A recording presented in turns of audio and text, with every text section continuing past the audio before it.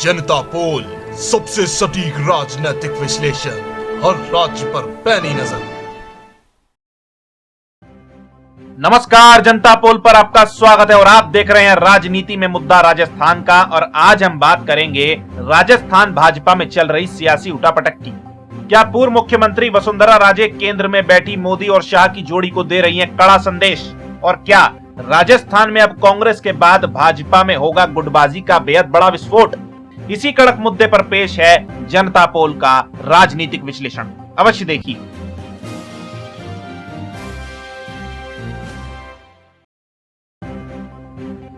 चंद महीनों पहले राजस्थान में चली सियासी उठापटक पर सारे देश की निगाहें टिकी हुई थी और कहीं ना कहीं सियासी हलकों में यह प्रश्न पूछा जा रहा था कि क्या सिंधिया की राह चल के पायलट भी भाजपा में शामिल होंगे और राजस्थान की गहलोत सरकार 5 साल पूरे भी कर पाएगी? लगभग 1 महीने तक चली उस सियासी उठापटक ने उन राज्यों के मुख्यमंत्रियों को बेहद ज्यादा सतर्क कर दिया जहां गैर भाजपा सरकारें हैं। हालांकि पायलट कांग्रेस छोड़कर कहीं नहीं गए और आला कमान ने विवाद को सुलझा लिया, जिसके चलते राजस्थान में ऑपरेशन लोटस फेल हो गया।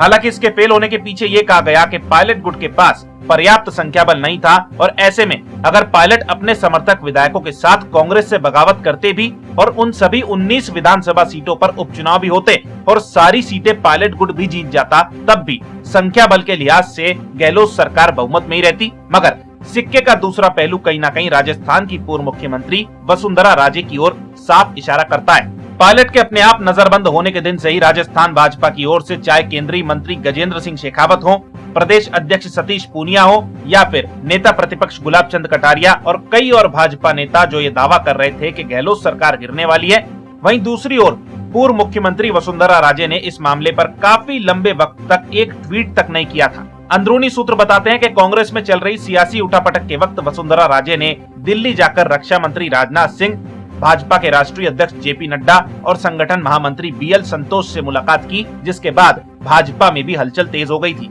सूत्रों के मुताबिक पूर्व मुख्यमंत्री वसुंधरा राजे ने दिल्ली में ये साफ कह दिया था कि चाहे जो हो जाए, स्वाभिमान से समझौता कतई नहीं होगा। उस वक्त एनडीए में शामिल सांसद हनुमान बेनीवाल ने तो मुख्यमंत्री गहलोत और पूर्व मुख्यमंत्री वसुंधरा राजे के बीच मिलीभगत तक के आरोप लगा दिए थे।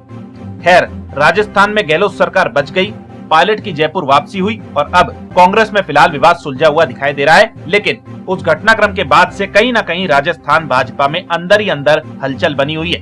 2018 के विधानसभा चुनाव के वक्त भी राजस्थान में भाजपा के ही एक धड़े ने पर्दे के पीछे नारा दिया था कि मोदी जी से बैर नहीं और महारानी की खैर नहीं। विधानसभा चुनाव में भाजपा की हार के बाद से ही वसुंधरा विरोधी खेमा भी राज्य में लगातार सक्रिय दिखाई दे रहा था। मगर कई राज्य स्तरीय पत्रकार जिन्होंने पूर्व मुख्यमंत्री वसुंधरा राजे की राजनीति को काफी करीब से देखा है, वे ये बात जानते हैं कि वसुंधरा राजे केंद्र के आगे नतमस्तक होने वाले राजनेताओं में कतई नहीं है। भाजपा में मोदी युग के उदय के साथ ही कई दिग्गज किनारे लग गए, जैसे लालकृष्ण अडवाणी, मुरली मनोहर जोशी, जसवंत सिंह, यशवंत सिन्हा, प्रेम कुमार धूमल, शत्रुघ्न सिन्हा आदि। मगर 2 मुख्यमंत्री स्तर के चेहरे ऐसे भी हैं जो मोदी शाह की जोड़ी के सामने डट कर खड़े दिखाई दिए और इनके राज्यों में यही चेहरे प्रदेश भाजपा का पावर सेंटर बने रहे, जिनमें एक है कर्नाटक के मुख्यमंत्री बीएस येदियुरप्पा और दूसरी है राजस्थान की पूर्व मुख्यमंत्री वसुंधरा राजे। फिलहाल की बात करें तो आपको ये जानकर बड़ी हैरानी होगी कि राजस्थान भाजपा में अब आपसी खींचतान इस कदर बढ़ गई है कि पूर्व मुख्यमंत्री वसुंधरा राजे के समर्थकों ने पार्टी से अलग अपना खुद का नया संगठन बना लिया है। साथ ही 25 जिलों में इस संगठन के नए पदाधिकारी भी नियुक्त कर दिए गए हैं। वसुंधरा राजे समर्थक राजस्थान मंच नामक अलग संगठन बनने के बाद से ही राज्य में भाजपा में अंदरूनी उठापटक काफी तेज हो गई है। भाजपा प्रदेश अध्यक्ष सतीश पूनिया ने इस पर कहा है कि आला कमान को इसकी जानकारी है। साथ ही पूनिया ने यह भी कहा कि जिन लोगों ने यह संगठन बनाया है वे अब भाजपा के सक्रिय सदस्य नहीं है। जयपुर, अलवर, दौसा, कोटा, धौलपुर, भरतपुर, झालावाड़, गंगानगर, जोधपुर, नागौर, हनुमानगढ़, बारां, बाड़मेर, झुंझुनू, जयपुर ग्रामीण, सवाई माधोपुर, पाली, भीलवाड़ा, जालोर, जैसलमेर, राजसमंद, चूरू, सीकर, बांसवाड़ा, बूंदी और करौली में इस नए संगठन की कार्यकारिणी का गठन कर लिया गया है। इस संगठन के प्रदेश अध्यक्ष विजय भारद्वाज, जो पहले भाजपा में कई बड़े पदों पर रह चुके हैं, उनका यह कहना है कि इस संगठन को 2023 में होने वाले विधानसभा चुनाव के लिहाज से पूर्व मुख्यमंत्री वसुंधरा राजे को जमीन पर और भी मजबूत करने के लिए बनाया गया है। उन्होंने कहा है कि इस मंच द्वारा पूर्व मुख्यमंत्री वसुंधरा राजे के काम का जमीन पर प्रचार प्रसार किया जाएगा। साथ ही उनका यह भी कहना है कि जब टीम मोदी और टीम सतीश पुनिया हो सकती हैं, तो फिर वसुंधरा समर्थक मंच होने से किसी को कोई दिक्कत नहीं होनी चाहिए।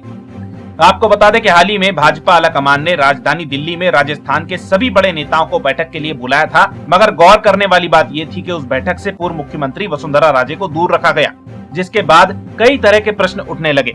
हाल ही में वसुंधरा विरोधी जैसे घनश्याम तिवारी की भाजपा में वापसी के बाद से भी वसुंधरा खेमे के खफा होने की खबरें सामने आ रही थी और अब ये कहा जा रहा है कि राजस्थान में वसुंधरा विरोधी खेमा उन्हें साइडलाइन करने में लगा हुआ है, जिसे आलाकमान से भी दबे मुंह समर्थन मिलने की खबरें सुर्खियां बटोर रही हैं। जिसके बाद अब वसुंधरा समर्थकों द्वारा अपना अलग संगठन खड़ा करना कहीं न कहीं इसे पूर्व मुख्यमंत्री वसुंधरा राजे द्वारा पार्टी में उनके विरोधियों के साथ ही भाजपा आलाकमान को भी दिए जाने वाले एक बेहद कड़े संदेश के रूप में देखा जा रहा है। और इससे ये भी साफ समझ आ रहा है कि केंद्र या विरोधियों के आगे नतमस्तक होने वाले राजनेताओं में वसुंधरा राजे कतई नहीं है। और ऐसे में अगर आपसी गुटबाजी आने वाले दिनों में और भी बढ़ती है तो ये राजस्थान में भाजपा के लिए एक नई चुनौती पैदा कर सकती है। सियासी गलियारों में तो ये भी बात हो रही है कि वसुंधरा राजे ने पीछे हटने से साफ इनकार कर दिया है और ये प्रश्न भी पूछा जा रहा है कि क्या वसुंधरा गुट द्वारा अलग संगठन बनाना कहीं ये पार्टी को वसुंधरा द्वारा दी गई कोई भविष्यात्मक चेतावनी तो नहीं है।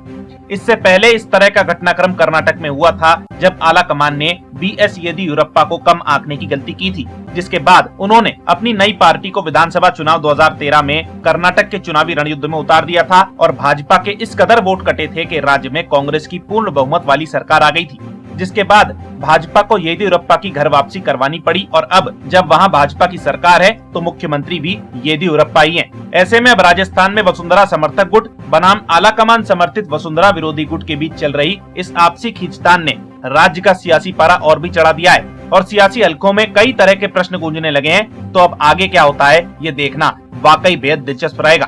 खैर, राजनीति, रणनीति, चुनावों और अन्य मुद्दों पर विश्लेषण लगातार होते रहेंगे। हमारे साथ बने रहने के लिए धन्यवाद। देखते रहिए जनता पोल। जय हिंद, जय भारत।